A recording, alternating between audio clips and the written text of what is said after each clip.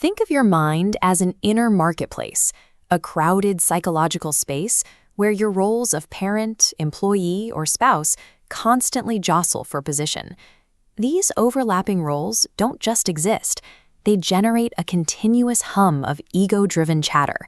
It's a backdrop of internal demands and conflicting voices that never quite stays silent. When this internal noise reaches a certain volume, the brain enters a purely reactive state.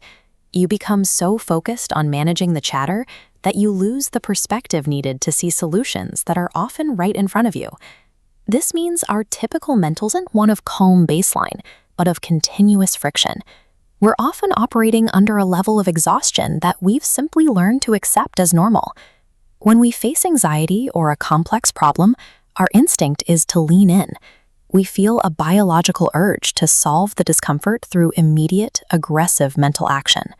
We try to argue, force our way to solutions, or clean up the mental mess by engaging with every single worry.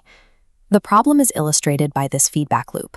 The effort you use to fight the noise is itself a form of mental energy.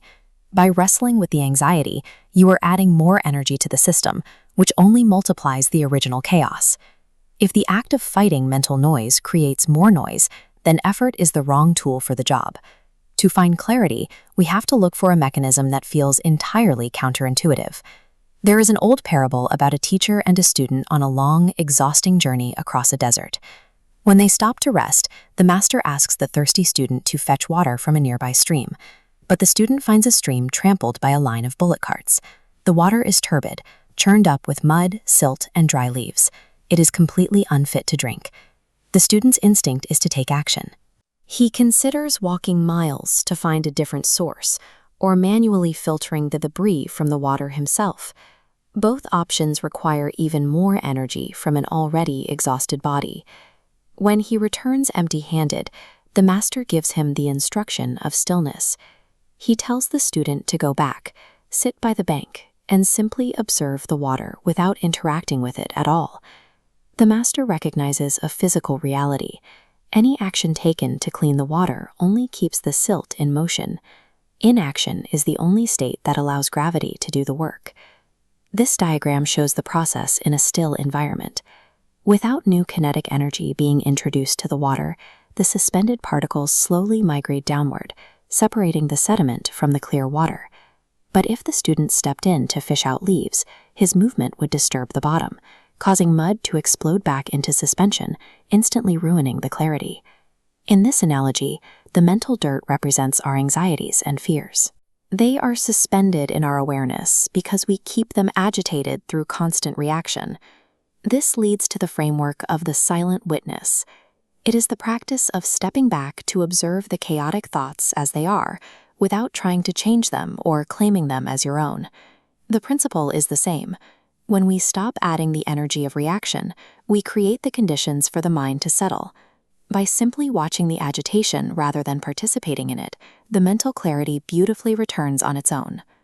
We can apply this to a modern high-stress situation. Imagine you're on a family trip and realize you've lost a highly valuable, irreplaceable possession. The standard reaction is to dive into the muddy water of panic. You frantically retrace your steps, heart racing, your mind clouded by images of the loss and the consequences. In one documented case, the person chose the silent witness protocol instead. They acknowledged the loss and the rising panic, but they chose to sit with those feelings rather than letting the panic dictate their next move. By refusing to agitate the mind with frantic, fearful noise, they kept the situation from escalating into an internal crisis, maintaining a level of composure that most would find impossible. This diagram illustrates why that composure matters. Erratic waves of panic act as interference, obstructing the signal path. When those waves are allowed to smooth out, a clear, continuous signal can finally pass through the system. For the person who lost their item, this reduction in noise allowed a previously obscured memory to surface. Because their mind wasn't occupied by panic, they could clearly recall the specific moment they had set the item down, leading to its recovery. This logic applies to more than just lost keys or jewelry. It's the same mechanic used to process past regrets, future anxieties, or even the daily criticisms we receive from others. Ultimately, you have the ability to let your mind clear simply by refusing to disturb it further.